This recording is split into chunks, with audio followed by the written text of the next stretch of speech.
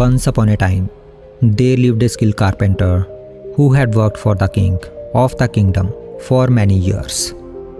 He had built countless beautiful things for the kingdom: houses, furniture, and even palaces. During those times, people used to live in wooden houses, and everyone admired his work. But now, the carpenter was getting old, and he wanted to retire. He dreamed of spending his days peacefully with his family. One day, he went to the king and said, "Your Majesty, I have served you for many years. Now, I wish to retire and rest." The king valued the carpenter's loyalty and skill. He smiled and said, "You have done a wonderful job all these years. I respect your wish to retire, but I have one last favor to ask. Please build me one final wooden house, one that reflects your unmatched skills. It will be your final masterpiece." The carpenter agreed, though his heart was not in it. He just wanted to finish the job quickly and retire. So, instead of using the best materials and paying attention to every detail as he usually did, he used cheaper wood and materials, skipping some of the finer craftsmanship. After a few months, the house was finally completed. From the outside, the house looked beautiful, but from inside, it was poorly built and not up to his usual standards. When the house was finished, the carpenter handed over the keys to the king. The king looked at the house and smiled warmly. "You have done well," the king said. Then, handing the keys of the house back to the carpenter, he added, "This house is my gift to you. Dear friend, it is my way of thanking you for your years of hard work. May you enjoy living here with your family."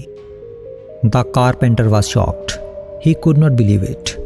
The house he had built carelessly, thinking it was for someone else, was actually for him.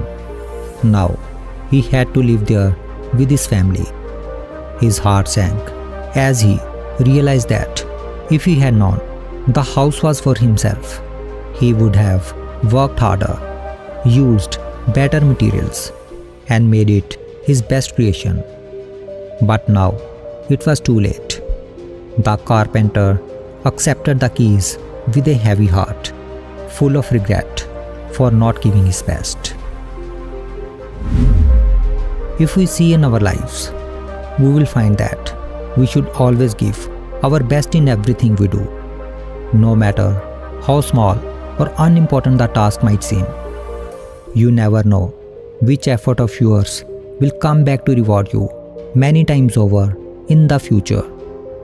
When we do things carelessly, it slowly becomes a habit. Over time, this habit of not giving our best can stop us from achieving success because we get used to cutting corners. But if we do everything with care, precision, and dedication, it also becomes a habit. This habit of always doing our best can one day lead us to great success, even when we least expect it. The carpenter built the house carelessly because he thought it did not matter, but in the end, he had to live in it. Similarly, the work we do reflects back on us. Whether it is a big project or a small responsibility, putting in our best effort not only improves the result, but also helps us grow into better and more successful people. So, the lesson is simple.